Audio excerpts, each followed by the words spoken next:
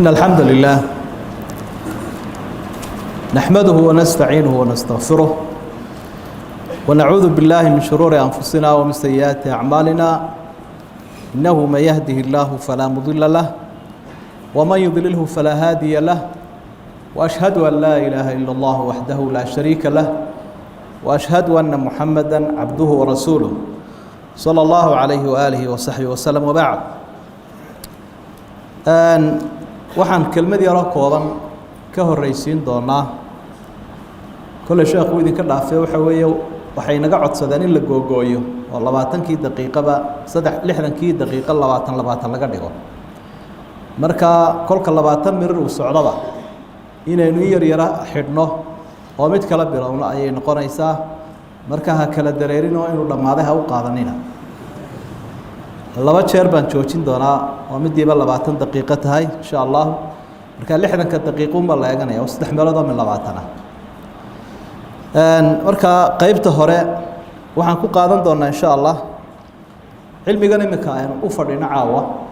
oo runtii sheekhuna waa aad u xayeysiiyay Allah inagu asturo ilaahay waxaan ka barayaa wixii qalad aynu inaga badbaadiyo xaq iyo sawaabkana uu ina waafajiyo idinkuna kolley mar haddii shayga la duubayo lana baahinayo wixii sabqu lisaana ee carabku uu boobo ama af Soomaaliga khaldama ama masalada aynu khaladno ama laqabada kolley dad baan halkan culimada fadhiyo oo ibaraarujin doona intaan qalad ku fogaanin marka taana qofkii ku qanca inay masaladaas qalad tahay fartu ii taagi doona si aan u saxay insha Allah oo qaladku hadiya jeer wuxuu ku fiican yahay intuu dhow yahay ama aanu baahin ama la sixi karo waqtigaas uu ugu fiican yahay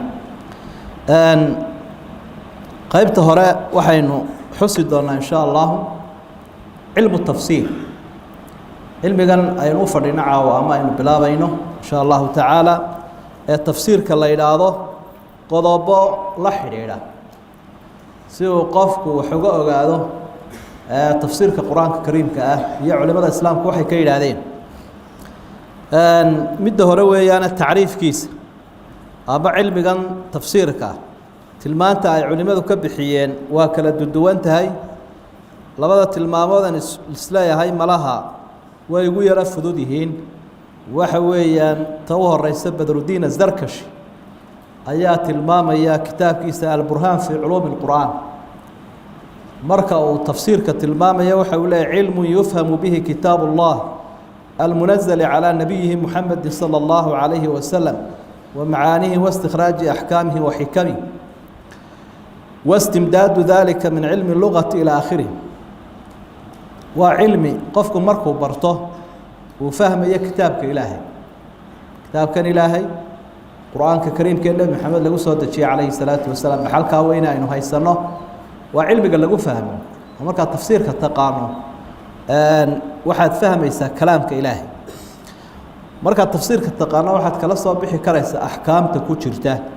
iyo xigmadaha tafsiirka marka sheekhu wuxuu leeyahay waxyaabo ka caawinaya waxa kamida cilmiga luqada naxwadii sarfigi iyo haduu qofku wax ka yaqaan balaaqada usulul fiqiga qirooyinka asbaab nuzuulka waxyaabaha soo dhan waa farniyo kala duwan oo aad kaaga saacidi karaya inaad kalaamka Ilaahay fahamto ama masalooyin kala soo bixi karto marka siiba dhalinyarada doonaya inay ummadda u akhriyaan ama cilmigan ay u sii faa'iideeyaan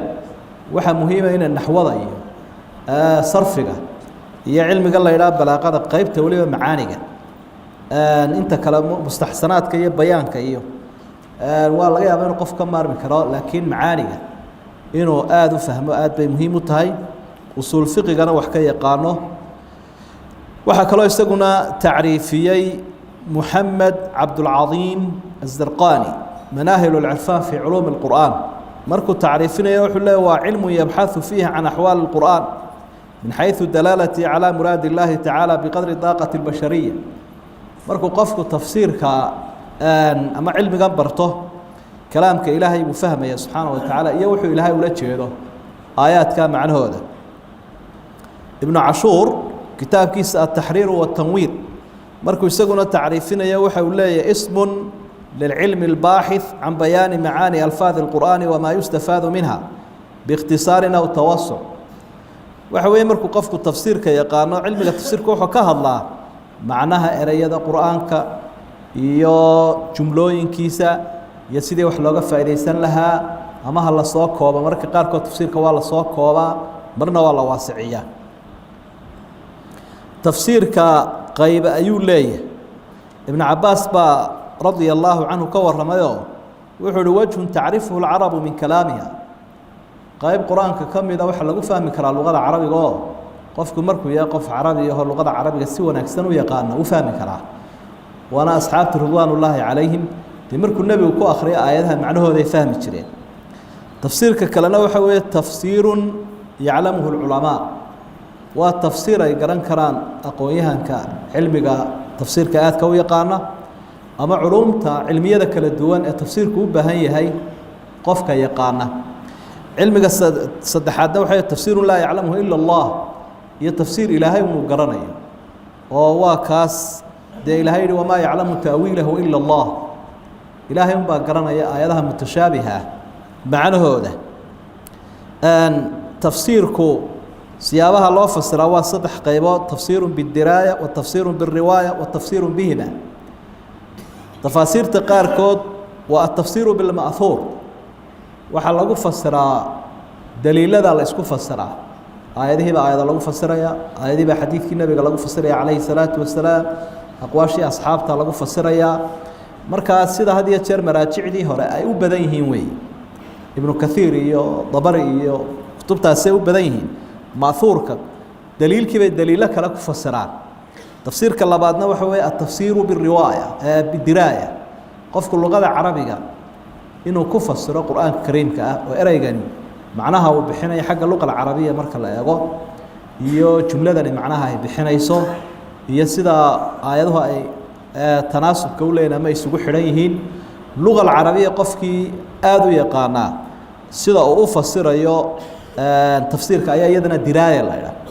waa xagga aqoonta iyo tafsiir la markaa labadaba la saarayo diraayadiina lagu fasirayo riwaayadiina la raacinayo sida markaa Shawkani oo kale kitaabkiisa oo markaa la yiraahdo Fathul Qadir al-Jaami'u bayna fanni ar-riwaayati wad-diraaya kitaabkiisa Fathul Qadir ka la yiraahdo riwaayada iyo diraayada labadaba israaciya saddexda qaybood ayuu noqdaa tafsiirku qaybihiisa waxa kamid ah tafsiir tahliili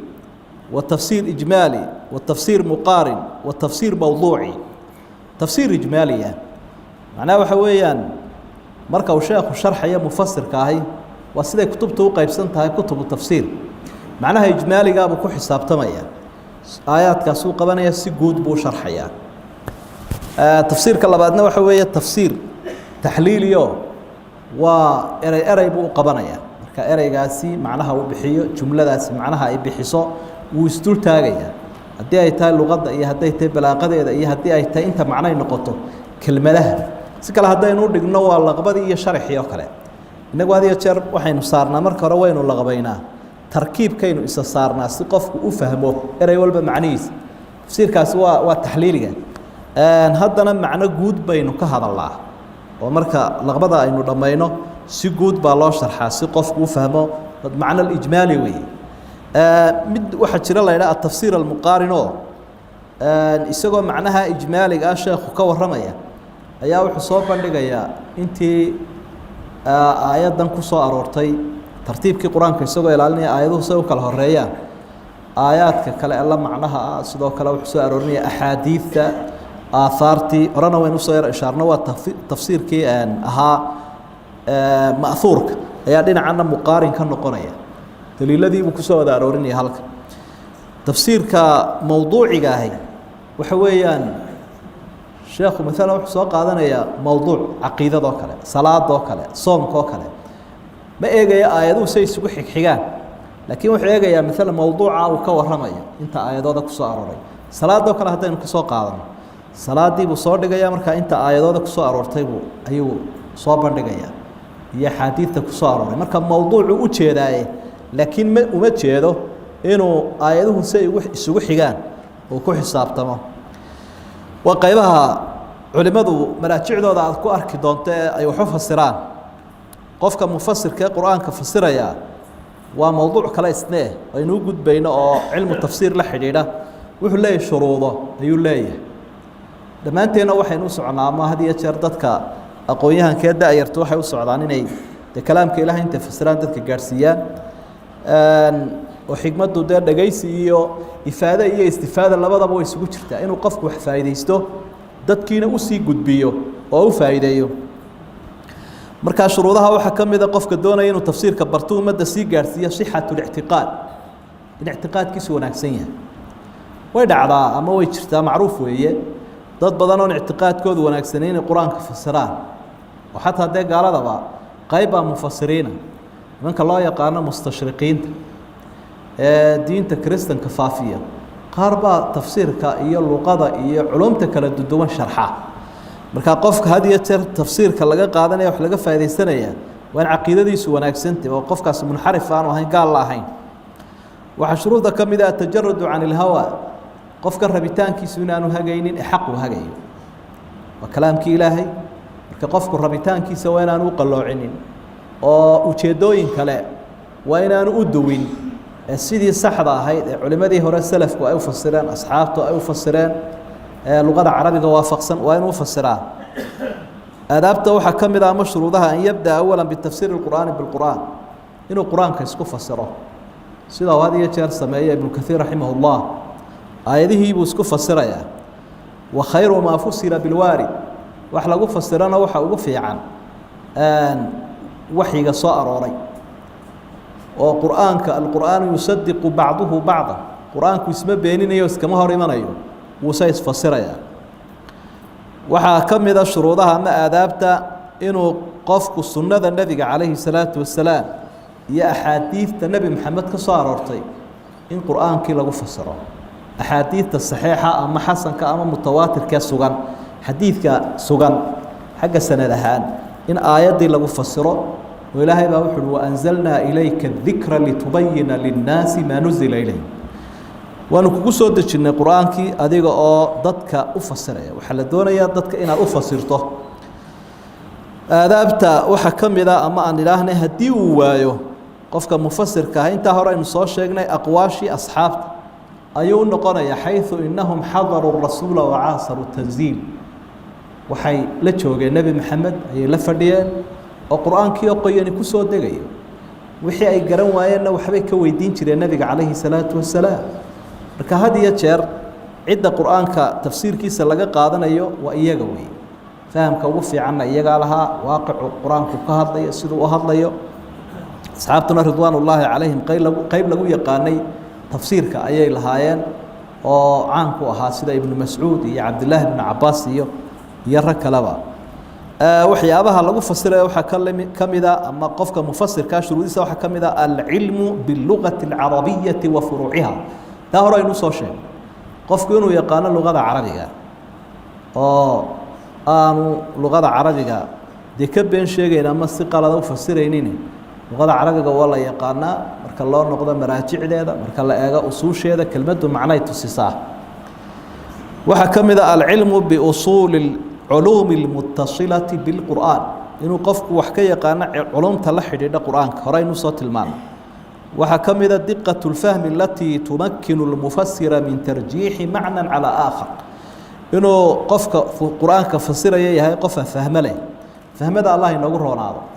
لما أنت الله يبين كبرينا فهم ذا سين الله ويدي سنين سبحانه وتعالى وتذكروا وكلا فهم بديهين مركي اللي يدعي علي بن أبي طالب ما ترتاه هدا آل بيت كي نبي قتهين وحو نبي ويدين كوجونية عليه الصلاة والسلام وسرعة أما حقه وأنا أصحابته كلا سنين ما يقول ما حاشد يروح كقرن ويجران وهو حسك عنا حاشد أنا كقرنا يفهم إلى هاي وسيء قف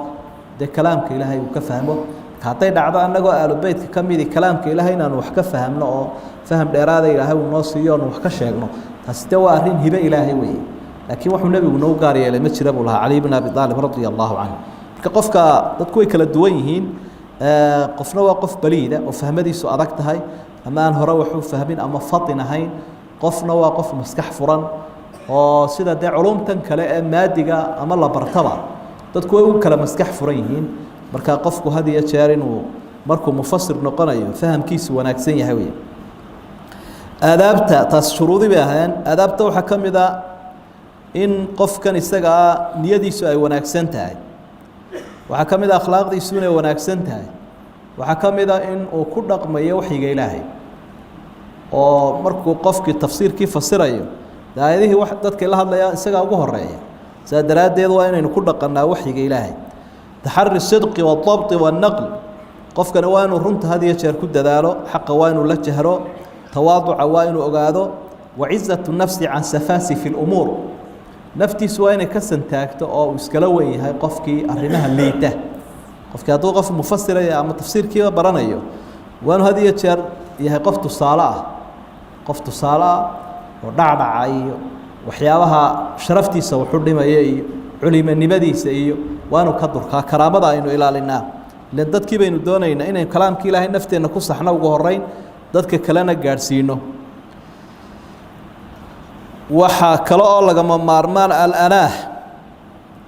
fala yasrudu al-kalama sardan bal yufassiruhu aw yubayinu marka tafsiirka uu qofku fasirayana waa inuu si degan qofku fasiraa dadweynaha isfahmaan dadka macaamiishiisa ama wax uu gaarsiinayo waanu ku talagalaa in cid waliba ay fahmi karto xasba istiaacati inta awoodiisa waxa la yiraahdaa qofku had iyo jeer fasiixa ama baliiq ah waa qofka gaar kari kara ama awoodi kara waxa laabtiisa ku jira inuu dadka soo gaarsiiyo haddii qofku aan aftahan u yahay way hadduu agnaan yahayna wuxuu oranayaa waxaan waan garanayaa laakiin waxaanan awoodi karaynin inaan kuu sheego way dhacdaa warniyo waxa waan fahmi karayaa hebelow laakiin sidii aan kuugu sheegi lahaaba igu adag marka qofkii bal inuu maaragtay xaawilo Ilaahay baa bixiya laakiin haddana inuu isaga laftiisu ku dadaalo inta awoodiisa sidii uu dadka ugu cadcadeyn lahaa uu isaga soo qaadi lahaa qofka aan waxba garanaynin halkiisa waa inuu isdhigaa dhageystayaasha waxaad iska soo qaadaysaa inaad adigu halkaa fadhido oo aad tahay qof aan waxba garanayn af carabigana garanaynin culumtan kala gaargaarka aan garanaynin kaasaad la hadlaysa dadkii waa dad isku jira waa qof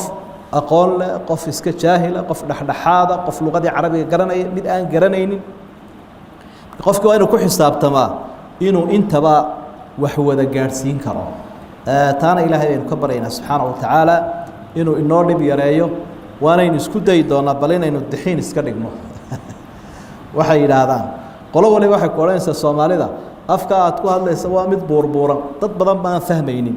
marka adiguna waxa baad isleedahay waadixiyo aad u iftiimiyo af Soomaali asala ku hada marka way jiraan lahjadihi baa kala duwan Soomaalidu ay ku hadlaysay waxa jiro oo kala dad daayaraho casrigan joogo luqadda waxyaabo badan oo hore aan garanaynin oo luqadooda ay tahay luqad khafiifa marka cid walba in lagu xisaabtama aad bay muhiim u tahay waxay nagu badan runtii oo aan la dafiri karaynin dadka wadaadada inay aad u isticmaalaan af carabiga oo markaad aad u dhageysato qofka boqolkiiba 20 ama 30 ayaa ereyo carabiga ku badan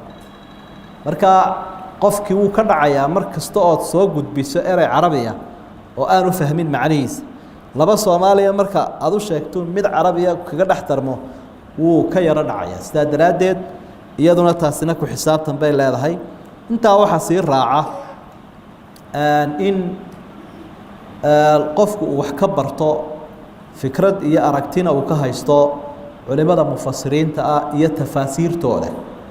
taasina way inoogu jirtay inaynu sheegno laakiin waqtiga ayaa qaybtan hore ina soo celiyaya tafaasiirtu waa noocyo qaar kood baa maraajicda kamida laakiin ay ku badan yihiin qisooyinka Israa'iiliyaadka iyo riwaayooyinka aan takhriijsanayn ama aan la shaandhaynin ayaa ku badan marka wuxuu qofkii u baahan yahay hadduu kutubta wax ka faa'iideysanayo inuu kitaab mukharraj oo la shaandheeyay riwaayooyinkiisa axaadiisa iyo aahaarta ama hadalladii asxaabta inuu qaato kullayba kutubta iibsanaysa waxay kaaga baahan yihiin inaad culimada aqoonta u leh wax ka faa'iideysato oo kala tashato kuwa iibsan lahayd ee kula mustawa ama adiga kula heera waana mid walba iska qaadan shiicadu kutub bay leeyihiin ahlu sunnuhu kutub bay leeyihiin marka hadaad ku shiicada iska soo xambaaratana wax badan baad iyadana kala kulmaysa taladana way bixin lahayn haddaan isdhaahdaa halkan ka akhri kutubta ka hadlaysa cilmu tafsiir kuwii hore iyo kuwa dambeba iyo culuumul qur'aan waqti dheer bay naga qaadanayaan laakiin arrintaas baa baraarujin lahaa وهذا ما أقوله وأستغفر الله والله سبحانه وتعالى والصلاة والسلام على رسول الله وعلى آله وأصحابه ومن والاه أما بعد وحا أينو هردعهان قادنينا درسكينا ما دام إنه تفسير كبلابينو لبا الرماد آل لو بهاي هاي القفك وحكا وقادو أما بالقرآن الكريم كان لو بلعبه مدواء الاستعادة استعادة أعوذ بالله من الشيطان الرجيم يا أحكام تيدا بدي نوا بيسنك تصدحاتنا وحوي هرطع فاتحة استعادة وحوي الالتجاء والاعتصام والتحصن بالله من الشيطان الرجيم إلهي الله قم قنقله الله عرسد حقي سو لغا هوس قله شيطانك اللي تقل إلهي نعذره شيطانك أي نوع حكاقة بسن كرتون عدي قعنت كويس دايقا إلهي بأبوري كان أود بضن مركات كيابتا إساقين إلهي كهوس كلين وسيدا سو إلهي نقرأ واي سيغوينك استعادة سيابها لو دواقي كرايو وحكم إذا أعوذ بالله من الشيطان الرجيم وحكى الله لو دواقي كرا أعوذ بالله السميع العليم من الشيطان الرجيم من وصف قال السميع قال لو ضرر استعادة أما أعوذ بالله من الشيطان الرجيم ماشى الأخرية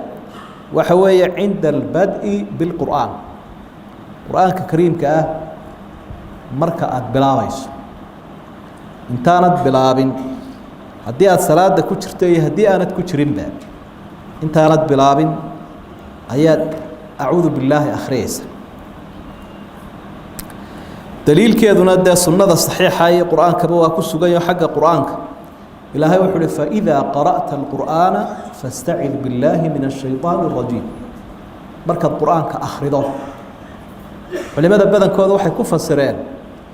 مركة دونتين على أخرده مركة دون يسين على أخرده قرآنك آيات بلا بيس أعوذ بالله من الشيطان الرجيم بس القرآن بلا بيس حمس وهابان في الآيات وقرآن السبعة كمذا يسوي سيدان ظاهر كآيات أبوقات ووحي الله مركز قرادة لما يسبع استعادة الله كاري حاجة طبي مريس لكن سيد الراجع واسدا هراء نبينا عليه الصلاة والسلام سيدا سورة انتر سيدا حديث الصحيح حاكو السجن وحيه الرئيسين ترى استعادة مركز نسكة أي نسكة فصيرة يا استعادة مركز حكم كده ومستحب واجب ماها لكن واسمه marka qofku dambi kuma dhicin haduu ka tago laakiin sunnu ka tagay in sunnaha laga tagaana de wax sahlan maaha sideedaba marka lagu dhaado shaygaasi waa sunne inaad iska fudaysato de ka tagta maaha ee sunnuhu waa la ilaalinaya wana waxaan ajriga ka doonayn adillada ama daliilada in farayana sunnay ku fasireen culimadu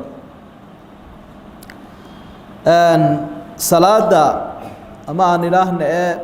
kor baa loo qaadaa isticaadada ama waa la jahraa illa fi salaada dhexdeeda mooyaan qofku markuu a'uudu billahi minash shaytaani oranayo waa kor u akhriya laakiin marka salaada dhexdeeda sida hadiga nabigu yahay calayhi salaatu wasalaam waan hoos loo akhriya oo qofku inuu cilmiga salaada yaqaan iyo in kale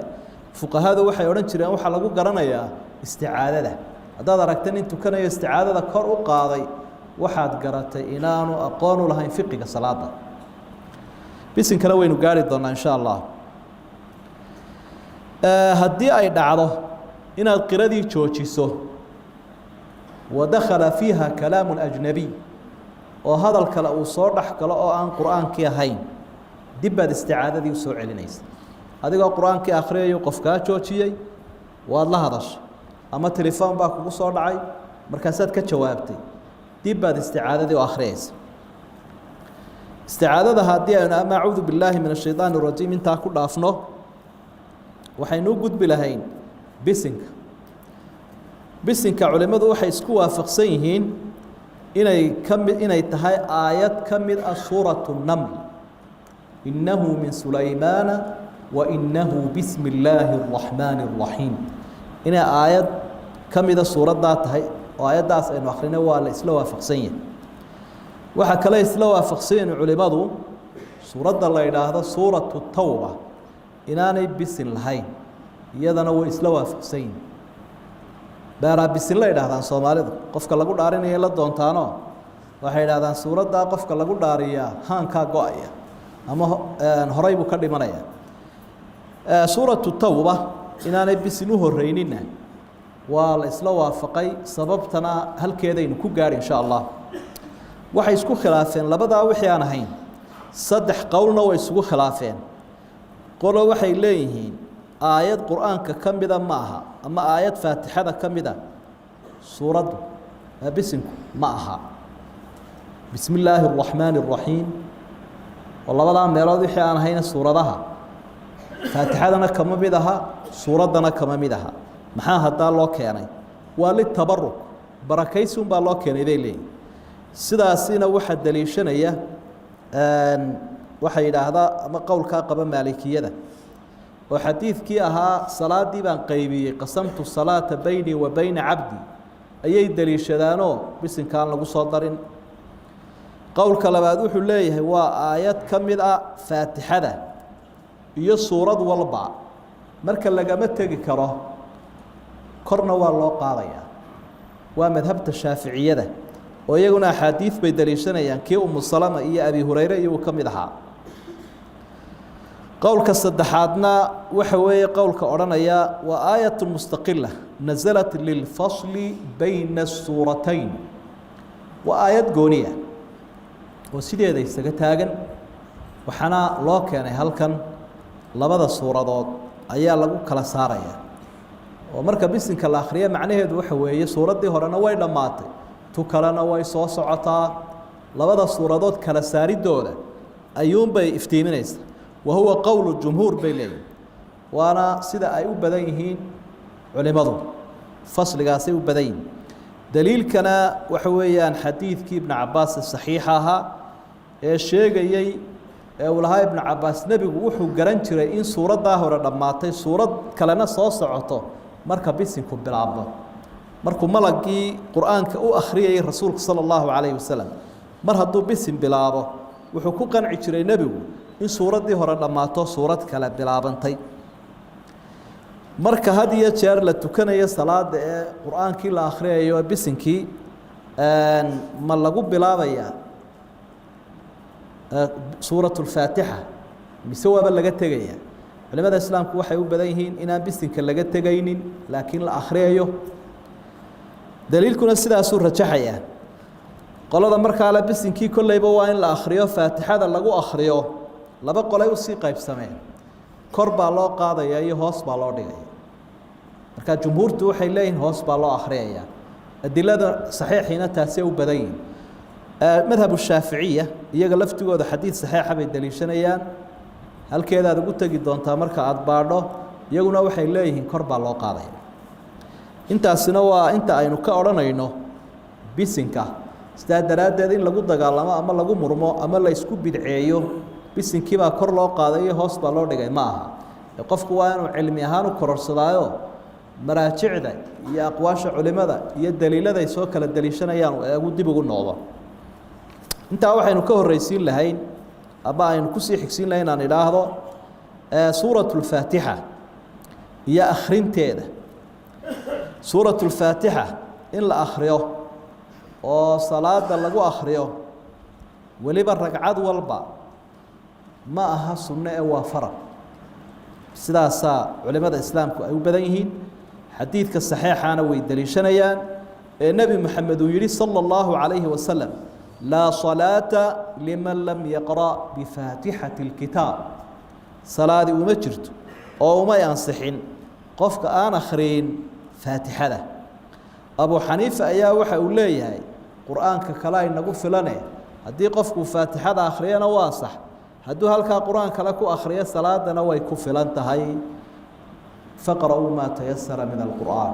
ayuu daliishanaya aayadda ilaahay subxaana wa tacaala laakiin aayadda waxaa fasiraya xadiidka si aynu horeba usoo sheegnay aayadaha waxaa lala akhriyaya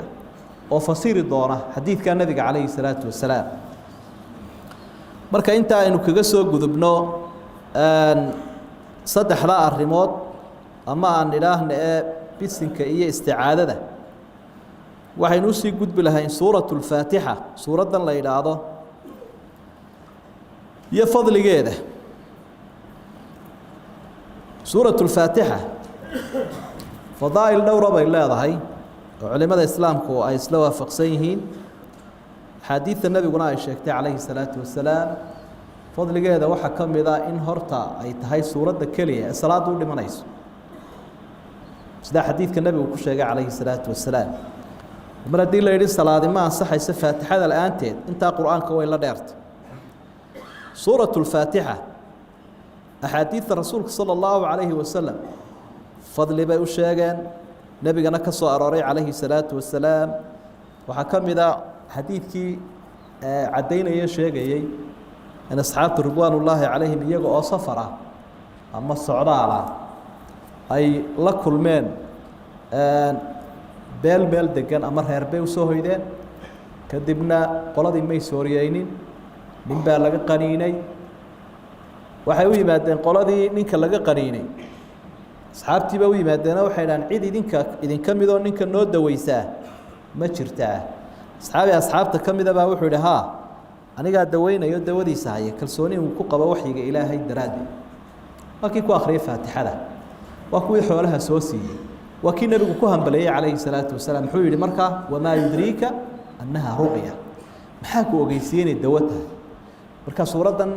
shaafiya la ydhaah magacyadeeda waxaa ka mid a inay tahay suurad magaceeda loo yaqaano ashaafiya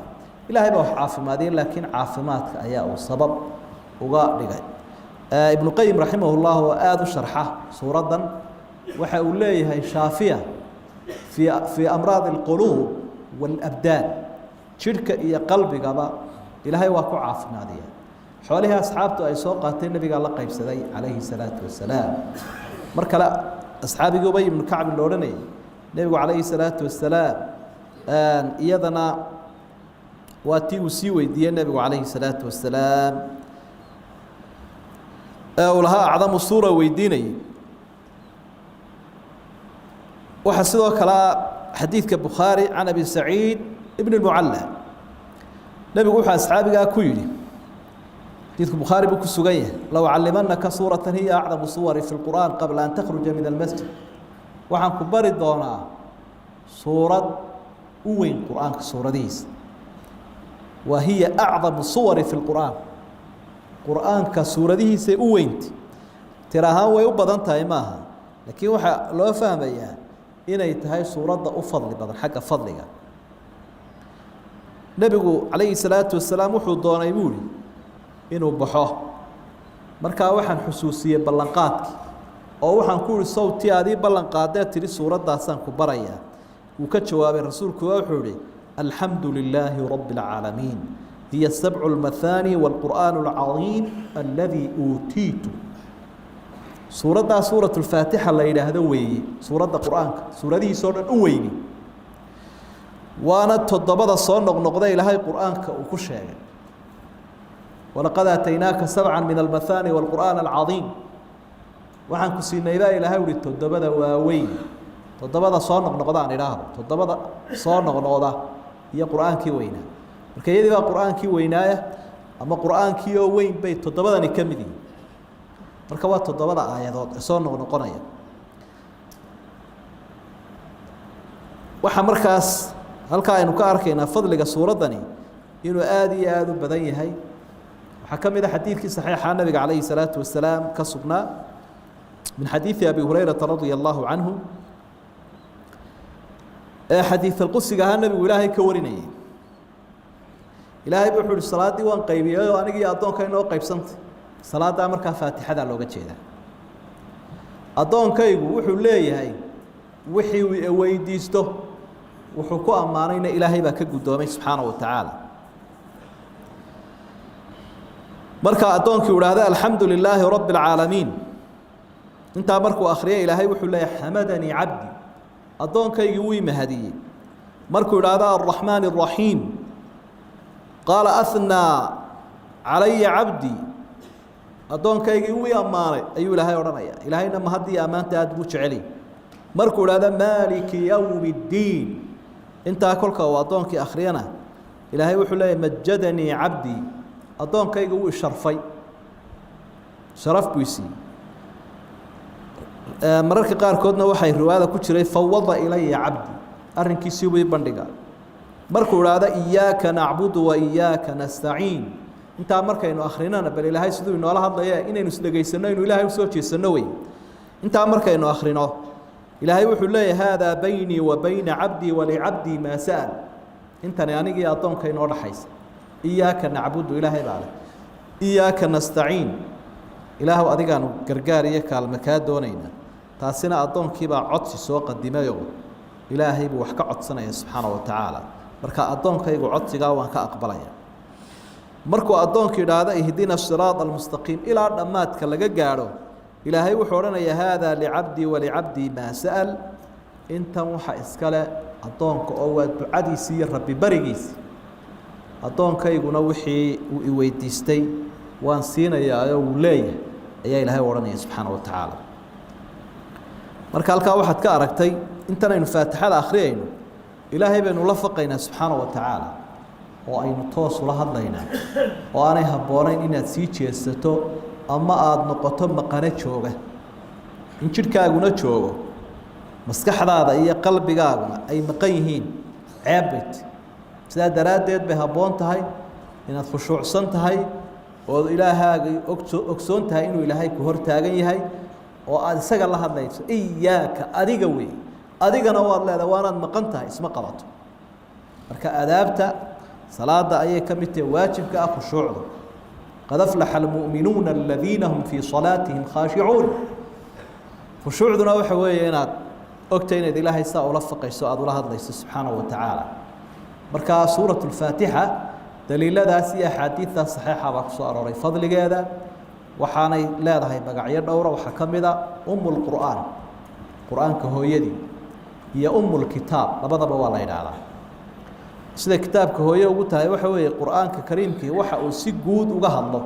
ama faahfaahiyo shaygu faahfaahinaya iyaduna soo koobaysa matala qur-aanku wuxuu ka hadlaa qaybi caqiidaday ka hadashaa way ka hadlaysaa si kooban qaybi waxaa ka hadlaysaa taariikhdii ummadaha iyo wararkooda si kooban bay u ishaari doonta qaybi sharci dejintay ka hadlaysaa iyaduna way ka hadli doontaa suuraddu markaynu mustafaadaadka marayna ayaynu baraarujin doonaa insha allah marka qur-aanku qaybihii uu ka hadlayay si kooban u tilmaamaysaa ee farta ugu fiiqaysa waxaa la yidhaha alxamdu oo dee waa tan alxamdu u horeyso waxaa la yidhaahdaa alfaatixa suuratu alfaatixa ilaahay baa kitaabkiisii ku aftaxay ama ku bilaabay saa daraaddeed baa faatixa loogu magacaabay asabcu almathaani alqur'aan alcadiim oo iyadana xadiidkii aynu soo akhriyayna ku jiray magacyadeeda kuwaasa ka mida wahada ma aquluhu waastaqfiru allah wallahu subxaanaه watacaala aclam alxamdu lilah wالsalaaةu wasalaamu calىa rasuuli اllah wacalى aalihi waasxaabihi waman waalaah ama bacd suuraة اlfaatixa tafsiirkeedaynu maraynaa qaala allahu tacaala bismi illaahi الraxmaani الraxiim alxamdu lilah mahad ilaahay baa leh rabbi اlcaalamiin caalamiinta oo dhan isagu rabbiga u ahaaye iska lahaa alraxmaani naxariistiisu caamka ahayde cid waloo adduunyadan joogtaba gaadhsiiyey alraxiimi naxariistiisu gaarka ahayd ee naxariistiisa ilaahay ku gooni yeelayay maalinta qiyaamaha iyo aakhiro awliyadiisa iyo dadka isaga rumeeyey maaliki yowmi ddiini maalinta qiyaamaha waa ilaaha isagu iska leh wax walba iska leh iyaaka nacbudu ilaahayow keligaa baanu ku caabudaynaa wa iyaaka nastaciinu keligaa baanu gargaarkaa doonaynaa ihdina asiraad ihdinaa ilaahayow nagu hagaaji oo nagu hanuuniyo nagu toosi as-siraada wadadii ama jidkii almustaqiima ee toosnaa siraada aladiina ilaahay oo kuwii jidkooda nagu hagaajiyo nagu hanuuni ancamta calayhim aada u barwaaqaysay ee khayrka iyo baraadhaha iyo barwaaqada aada siisay oo markaa dee mu'miniintiya غayr اlmaqduubi calayhim kuwii loo cadhoodayna aan ahayn wala daaliina kuwii hallaabayna aan ahayn suuradda macnaheedu marka la soo koobo waa sidaas weeye waxay ku bilaabantay suuraddu mahadda ilaahay subxaanaه wa tacaala alxamdu lilaahi rabbi اlcaalamiin waxay ka mid tahay shanta suuradood ee qur'aanka kariimka ah ku bilaabma ereyga alxamdu lilah suuraddan imika aynu marayno suuraة الfaatixa suuraة الأncaam suuraة saba suuraة faatir iyo waxaan dhaafay suuraة اlkahf shantaas suuradood xamdigu ashaa ku jirta alxamd waxay leeyihin culimadu waa lilistiqraaq waxa weeyaan waxay sheegaysaa ama u taagan tahay macnaha ay sheegayso ereyga kullu oo kale kullu alxamdu lilaah ilaahayow mahad oo dhan adigaa leh mahad hore iyo mid dambe iyo mid addoommaha adiga ay ku mahadiyaan iyo ta dhexdooda ay ismahadiyaan waxoo dhan adaa leh garanaybaa ilaahay si toosa marka loo mahadiye dadku hadday ismahadiyaanna sidee buu ilaahay mahaddooda ku yeelanaya dee wuxuu ku yeelanayaa qofka la mahadiyey ee wanaagga laga sheegtay yaa wanaajiyey ilaahay baa wanaajiyey marka ilaahay baa ku ammaana subxaana wa tacaala markaa waxaa la yidhaahdaa lilistiqraaq hadihi lafda daalat cala alistiqraaq xamdigaa isaga ahi waa xamdi kaamilka ah min jamiici اlwujuuh dhinacyadoo dhan mahadun buu ilaahay leeyahy hadduu deeq ku siiyana mahad buu leeyahy hadduu dhib kugu ridana mahad ayuu ku leeyahy ilaahay subxaana wa tacaala waxaa fasirayaa nabiga calayhi salaatu wasalaam hadyigiisii markuu ilaahay ka helo subxaana wa tacaala wax wanaaga wuxuu odhan jiray alxamdu lilah aladii binicmatihi tatimu صaalixaat ilaahay baa mahad ilaahay wax walba nicmadiisu ay ku dhammaystirmayeen markay dhibi rasuulka soo gaadhana wuxuu odhan jiray alxamdu lilaahi calaa kulli xaal ilaahay baa mahad walba mahad isagaa iskale xaalad walba waxaan jecelahayba yuu soo gaadhine oo dhibbaha igu dhacee mahad buu leeyahy alxamdu lilaah rabbi اlcaalamiin alxamdu lilaahi waxay sheegaysaa uluuhiyada ilaahay inuu isagu yahay ka cibaado iyo mahad iyo xamdi yeesha rabbi اlcaalamiinna waxay sheegaysaa rubuubiyada ilaahay inuu yahay rabbiga isagu cid walba u abuuray idan halkaa waxaa ka muuqanaya naftiisa ilaahay wuxuu ku sifeeyey uluuhiya qabla rububiya taasina waatay u taagnaayeen rusushoo dhan oo waxaa in badan dadku ay diidanaayeen cibaadada ilaahay markaasaa rususha lagu soo diri jiray dadka inay ogoleysiiyaan cibaadada in badanoo ka midii rabbinimada ilaahay waabay ogolaayeen marka muhiimadda ay sii leedahay cibaadada alla in lagu khaas yeela ilaahay u horreysiiyey saa aynu arkayno rabb اlcaalamiin caalamiintoo dhan buu rabbi u yahay ereyga rabbi macnaha uu sheegayaa waxa weeye wuu abuuray waanu leeyahay waanu maamulaa waanu arsaaqaa intaa cid noqon kartaa ma jirto ilaahay mooyaane subxaana wa tacaala caalamiintu waxa weeye ciddii isaga ka soo hadhay oo dhan fircoon markuu nebi muuse ku yidhi rabbulcaalamiinku muxuu ahaa ayaa wuxuu ihi rabu الsamaawaati wاlardi wamaa baynahuma ilaaha abuuray weeye cirka iyo dhulka iyo inta ka dhaxaysaba ee iska leh marka caalamiintoo dhan caalamka sare iyo caalamka hoose iyo meel walba ilaahay baa abuuray isagu iska leh subxaana wa tacaala waa cumuumu rububiyaة اllaahi tacaala lijamiici اlcaalam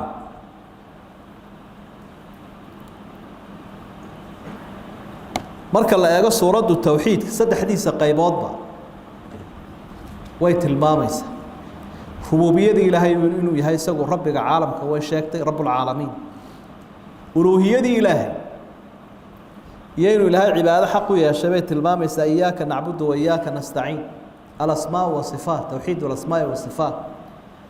inuu ilaahay leeyahay sifooyin waa wanaagsan iyo magacyo waa wanaagsan bay sheegaysaa alraxmaan alraxiim maaliki yowm اddiin waxaa kusii xiga markaas alraxmaan alraxiim labadaa wasfi ama labadaa tilmaamood ilaahay baa iskale subxaana wa tacaala oo halkaa horun bay sii fasirayaanay raacayaanoo rabb اlcaalamiin markii ilaahay uu soo xusay baa qofku wuxuu isweydiinaya talow rabbinimadaas ma waxa weeyaan rubuubiye intiqaam iyo ciqaab iyo cadaab iyo dhib uu ku jiro maya jawaabtu waxa weeyaan waa rubuubiya naxariis wadata alraxmaan alraxiim ilaahay naxariistiisa ballaadhan oo badan subxaana wa tacaala nawcu hadi rubuubiya rabbinimadaa ilaahay nooca ay tahay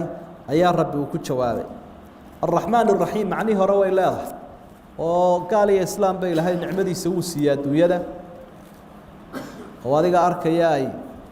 isugu naxariisanayaan naxariistiisa daraaddeed isagaana fasiray nabigu calayhi salaatu wasalaam oo waxa uhi ilaahay wuxuu leeyahay naxariistiisa boqol buu qaybiyey 99 jannaday ku dambeeyaan hal mid buu adduunkan keenay khalqigoo dhamina taasuu isugu naxariisanaya bal waxaa naxariista adduunyadan taala ee xataa xayawaanka ee wax cuna ee sabca la yidhaahda wax ugaadhsada oo ilmihiisa yar ugu naxariisto naxariista taasaa ka mid eh bal naxariista intaa la eg baa ayaa mid ka midaba adduunka la keenay maxaad u malayn 99 aad u weyn weyn naxariista ilaahay qof guul darro badan baana naxariista ilaahay ka qada ilaahayna addoomaha wuxuu doonayaa inuu naxariisto oo uu badbaadiyo walaa yahliku cala allahi ilaa haalik mid isagu naxariista ilaahay iska diida mooyaan الرحمن الرحيم رحيمنا مركا وحوي نعمدي آخره دي أوليادي سوسينا يددك الشهاتي سجر رمياء دونك إيمان كجتجي سيدو آيات كعدي وكان بالمؤمنين رحيما مؤمنين تبوا محرسين إلهي سبحانه وتعالى علماء قائب كم ذي وحي كف السران الرحمن المنعم بجلائل النعم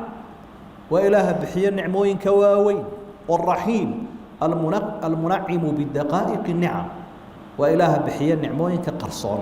أي يرير كان نعمده واوين يطير maxay kala nicmooyinka qaar kood dadka way u muuqdaan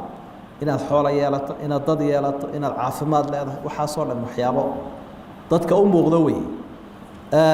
nicmooyinka yaryarina waxa weey nicmada oo qofku garto markuu waayo waxa jira nicmooyin badan oo inta hore aan fahamsanaynba inay nicmo tahayba laakiin markaad weydo un baadanayso taasina waxaana miyaan haystay ma baan ogeynba waana badan nicmooyinkaas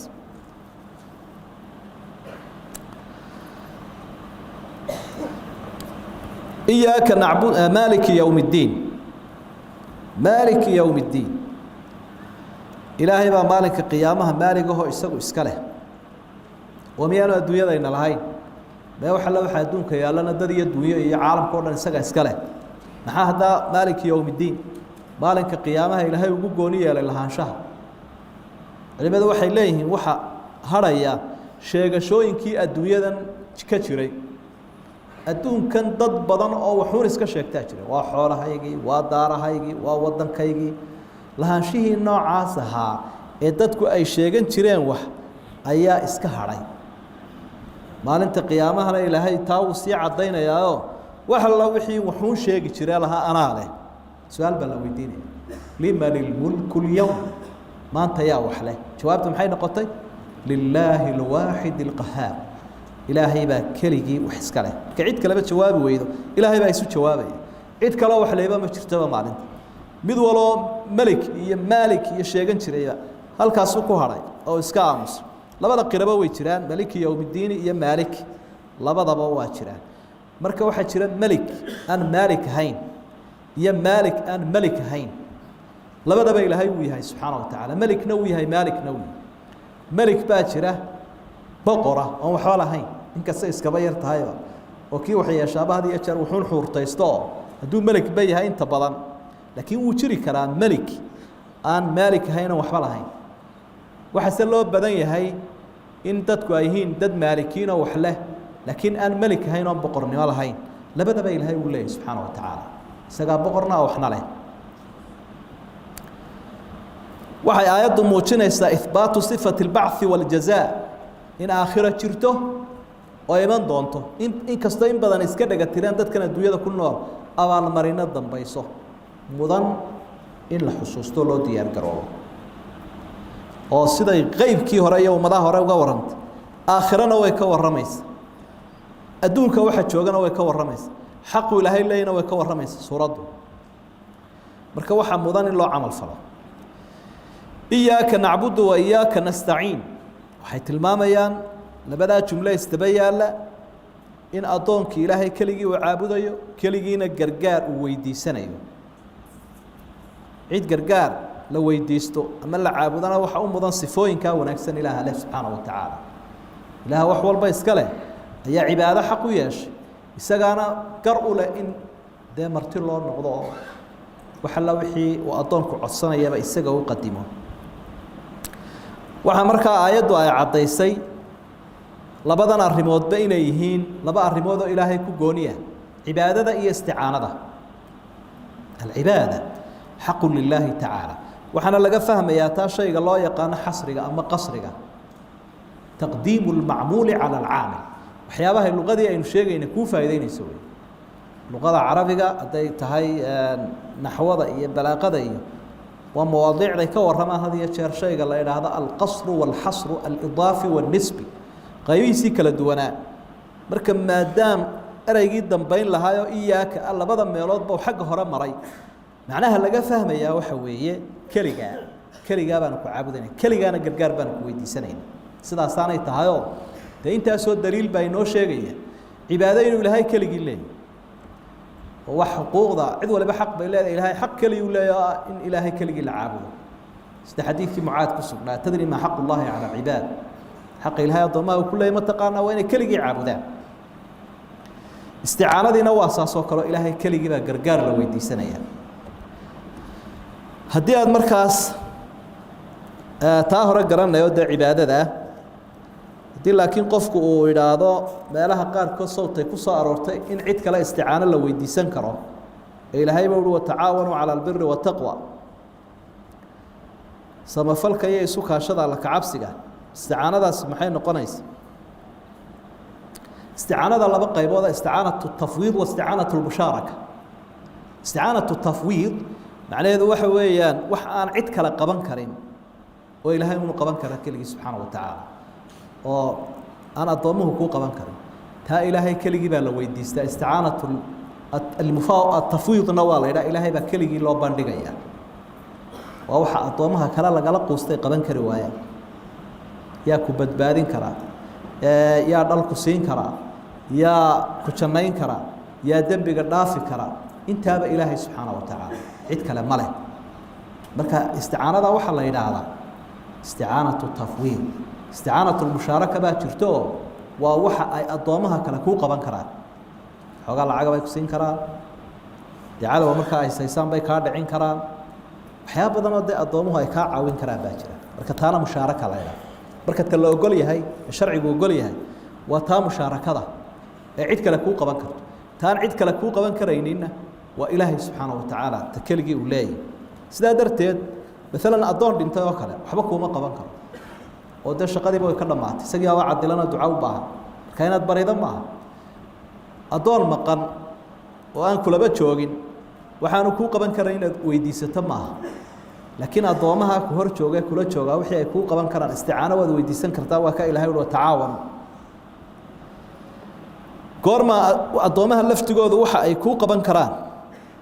goormaa la weydiisan karaa waxa la weydiisan karayaa cinda alxaaja marka aada had iyo jeer baahato markaad baahataabaa sharcigu kuu fasaxayaa cid kale inaad codsi u qorato oo aada wax weydiisato haddii kale iska dah bukaan badan baryo badan baahi badan waa la isku nacaa soo mahe yay ku nicin oo lagu nicine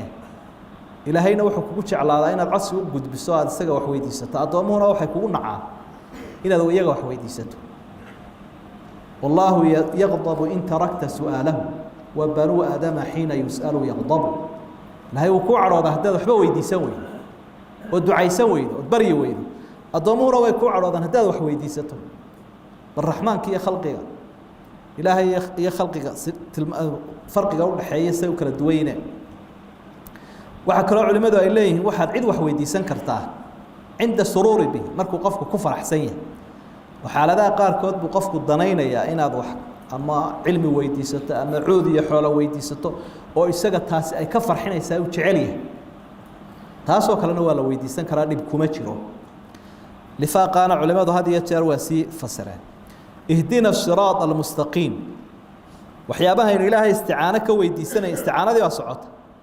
ilaahay uu jidka toosan nagu hanuuni yaa kugu hanuunin kara jidka toosan ilaahay mooyaane ilaahay ba ayaa kugu hanuuninaya استعانة بالدوات الله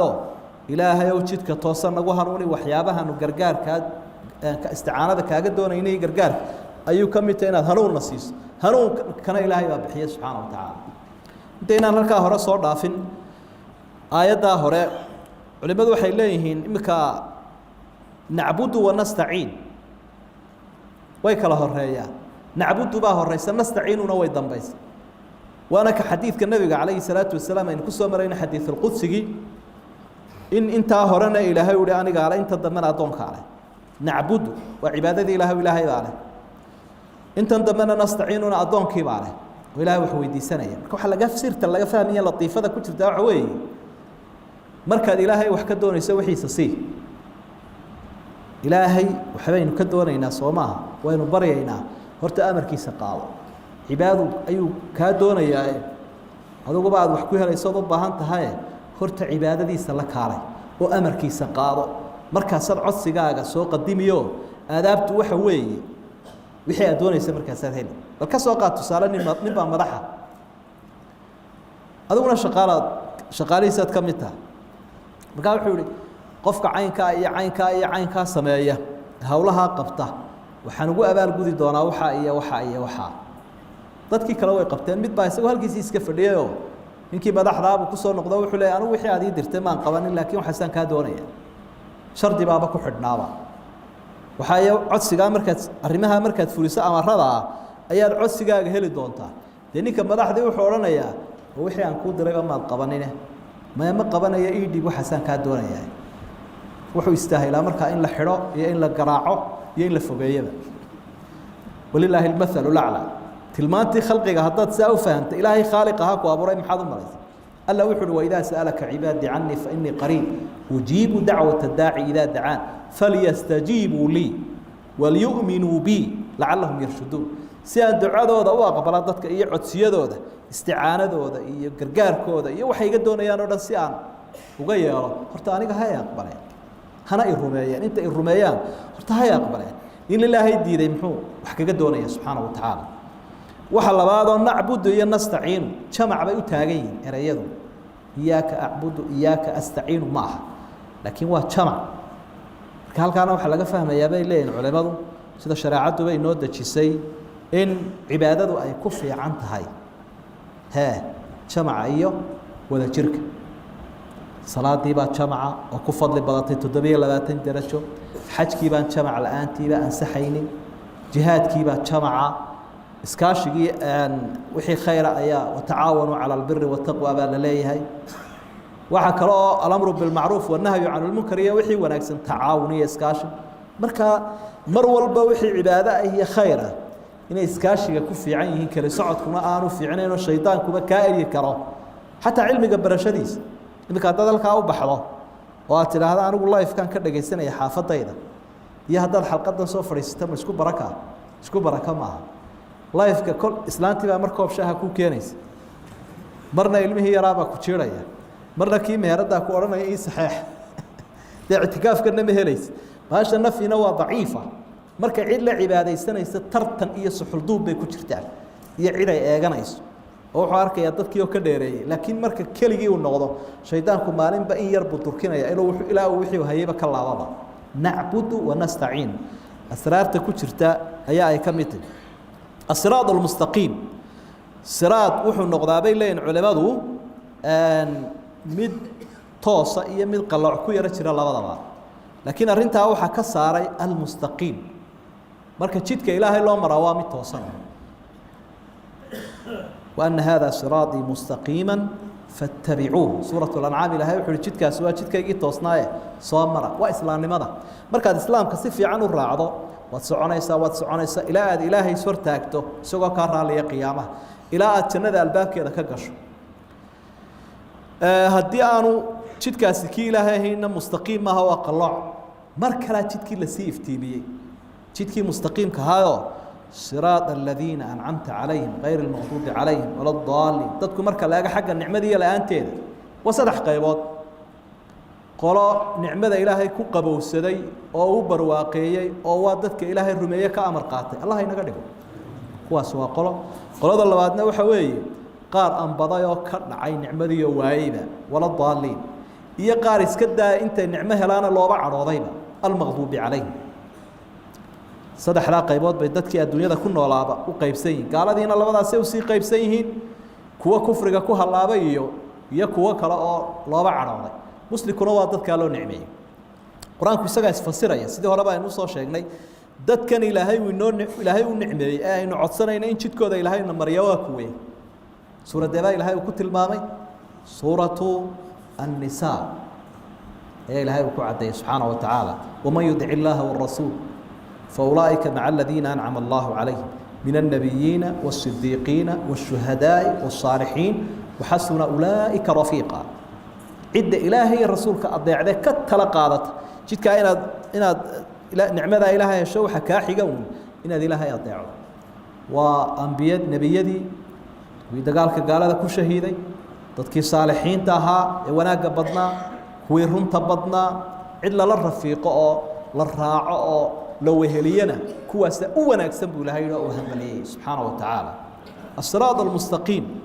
مركاو حكم ذي وحيابه إلهي وأضامها أقول نعمة يا بين هي معلم بدأ إلهي أي نبري إنه هنونيه الصراط المستقيم ولماذا وحي لين لبع الرباط بعيدا دنبه إلهي كبر رجيو كود ديدي كرا العناد والجهل عناد يا جهل عنادك ووحكيني كرا qofkii xaqii garanaya ayaa iska diinaya wasida kuwa maqduubi calayh waa yahuudi iyagoo xaqa garanaya ayaa iska barbarbareen kitaabkiina gacmahooda ku bedeleen marka dad badan baa waxa dhacda iyagoo xaqa garanaya anaa daraadi inay u barbarbaraan waa wadaad xume ama ka loox tuurka ama uu kitaab tuuray la yiraahdo uu garanaya xaqi laakiin uu jirsiinaya siraadul mustaqiim marka wuxuu ku seegay أنا درادي على الله متستمرك المغضوب عليه قايبنا جهل باهية ولا الضالين وشيت كان توسم وحوي داري وأنبضي وعندنا هين باب الدين كرجنا يا الله سدا إلى سورة الحديد آخر كذا وكتل مامي ورهبانية ابتدعوها ما كتبناها عليهم إلا ابتغاء رضوان الله صوف إنما إسكا لما بشرنا إنما كي دين تكريستن كي هيستي ولا تدوري waxaan diinahayn bay diin ka dhigteeniyo bidca marka dariiqa wanaagsan jahligaasina uu ku weydaarin karaa labadaba marka waxa laga baxaya diinto la barto lana dhaqan galiyo aayada waxa ka muuqanaya labada qolo waxa si xumaan badan jidkan toosan kuwa u seegay anaa daraadi sida daraadeed buu ilaahay soo horeysiyay al-maghdubi calayhim si kala hadaad ugu fiirsato al-maghdubi calayhim waa ismi mafcuul ad-dallina waa ismi faa'il وعلمي النحوذة ما تجعلي هذه الشر نحوذة إنان وقول ديرانو أي نودح كلاه ددتك عادي جابا كدعية هو أرين طلبة إيه ددتك أقويها كأه أيوم با كل فهمي كرامك أنت نحوذة كشيء كين يسوع وحلاقي ددتك عادي إنان كل قبص ساد رادد معنا هانون إن كوكي نمو يعني إلى إنه فهمت هذا بدينا وإنه كسر قبص إن شاء الله تعالى المغضوب عليهم ومعنى شيء يوا الله عراضي كوا نواه الله بين وفاعل هي مفعول فرق قول حياه وحويا بين لين علماء اسم قام مفعول وحا وشيغيا والله عراضي الهي با عراضي وحا كلا عراضي عيد كستو الهي كامر قادنيس oo adoomihiisa oo muuminiinta oo awliyada ilaahay baa yahuudiya gaal nacdalay inaguna way wada nacdalayna wixii ilaahay ka amar qaato sida daraadeed ba ayaa wasfiga ismiga mafcuul weyn cid ilaahay ka amar qaadanaysa subhanahu wa ta'ala ilaahay baa nacdalay cid ka amar qaadanaysa marka labada wasi macnahaasay sheegayaan marka cadhadii ilaahayna way ku dhacday oo ilaahay baa nacdalay waxaana sii nacdalay ciddii ilaahay aqbashay subxaana wa tacaala wuxuu ilaahay yidhi iyaguna odhanaya marka suuratu lfaatixa fadligeedu aad iyo aad u badan yahay waxyaabahaasoo dhan bay inoo sheegaysaa adaabta kale aynu ka arkaynaa waxa weeye siraad aladiina ancamta calayhim waxallo wixii khayra iyo wixii fadliya ilaahay baa la siiyaa oo loo nicmeeyaa waalfadlu ilayh wixii khayr oo dhan ilaahay baa loo nisbeeya ancamta wixii sharana dadkaa loo nisbeeyaa washaru laysa ilayk adaabta fiican weeye saa daraaddeed baa isnaadkaas saa u noqday aad bay u habboonta waana waajib xarakada qur-aanka in la ilaaliyo waxaa laga yaabaa xarako qura oo uu qofku bedelo xaraf iska daayo inay macnaha oo dhan bedesho sidaa daraaddeed bay waajib tahay qofka qur-aanka baranaya inuu mucallin yeesho carabkiisa loo saxo ka soo qaad haddaad tidhaahda ancamtu calayhim maxay noqonaysaa anaa u nicmeeyey dadka weeye adigaaba is-ilaah gareeyey ilaah baad iska dhigtay markaasoo ancamtu calayhim anigaa u nicmeeye weeye ka waran haddaad ta'da kasriso ama aada hoos dhigto ancamti calayhim markaana tu dhadig baabaad la hadlaysaaba ilaahay baabaad dhadigaysay subxaana wa tacaala waa laba ayaan darro waaweyn idan markaa waan iska akhriyayaa un qur-aanka sax maaha laakiin qur-aanka kariimka ah waa in mucallim loo yeeshaayo la faa'iidaystaa aada iyo aad looga bartaa mucallimiinta waxaa kaloo nebi maxamed ka sugan calayhi salaatu wasalaam marka had iyo jeer dhammeeyo suuraddan waxaa odhan jiray maxay aamiin buu odhan jiray axaadiidta saxiixa bay ku sugan tahay bukhaari iyo muslim sida loo odhanayaana waxa weeye qaybta hore waa madulbedel qaybta dambena waa caaridu lisukuun aamiin waana la soo gaabin karaa aamiin laakiin tan aynu inagu akhrino maxaynu inagu akhrinaa aamiin way maaragtay ku laxaadsanayaan taasi macnihiiba meesha uu ka baxaya walaa aamiina albayt alxaraam waa qasad bay markaa noqonaysa alqasd macnuhuna qasad imika maaha halkana waa istajib ilaahay una aqbal baa markaad aamiin leedahay waa ilaahu noo aqbal ducada haddaad miimka shidana qasad bay noqonaysa wax akhriyeyna ma jirada quraa'ada qaarkood sida warash oo kale ayaa had iyo jeer wuxuu akhriyaa madulbedelka ayuu dheereeyaa dee markuu dheeraynayana miimka ma shidayo aamiin weeye markaa haddii dariiqatu qiraa'atu warash la akhriyayo aladiina aamanuu marka waa dheerayn aan shid lahayn qofkii doonaya taa inu akhriya dadku taa ugama jeedaan marka wuxuunaan uga jeedaa uun aamiin in la soxo imika markuu imaamku akriyay waladaalliin markuu idhaahdo maxaynu odhanaynaa miimkii baa lagu taagaya shid sida saxda ah waxa weeye in la idhaahdo aamiin qaybta dambe la jiido waktiga la odhanayo marka salaada imaamku kolkuu idhaahdo waladaalliin ee uu dhammeeyo ayaa la odhanayaa aamiin man waafaqa ta'miinuhu ta'miina almalaa'ikati gufira lahu ما تقدم من ذنبه النبي عليه الصلاة والسلام حديث صحيح ساسو كشيء قفك آمين تيسو أي وافقه آمين تم ملائكة ذنبي يرون دم بلغ ضعف آمين ملائكة إيو آمين إمام كنوا يسوافق سين مركا آمين إمام كلكو بلابه أي ملائكتنا بلابس أقول مركا بلا هدي لكن إمامك آمين تيسيو آن لجارين adigu aad horay uga sii bilowdo waad qadimanta horaad u soo fadhiisato aamiintaadu tii malaa'igta way seegaysa marka goormaynu inagu aamiin idhaahna waxay dadku odhanayaan waladaalliinta intaan u dhammaynba idaa qaala alimaamu waladaalliin markuu idhaahdo faquuluu faad waa tartiib maca tacqiib markaa kadib idinku waxaad tidhahdaan aamiin dhaha marka ha la sugo waladaalliin markuu dhammeeyo aamiin bilaabo la bilow arrintaasna waa arrin aada u muhiima wixeenoo dhan waa wada deg aamiintiiba aamiintii ka horeysa assalaamu calaykum tiina intaanu tii dambe odhanin waynu kacnay marka had iyo jeer masbuuqaa tahay salaada imaamku tiisa uu dhammeeya adiga wax kuu hadhayn goormaynu kacnaa markaana waxaa la kacaa had iyo jeer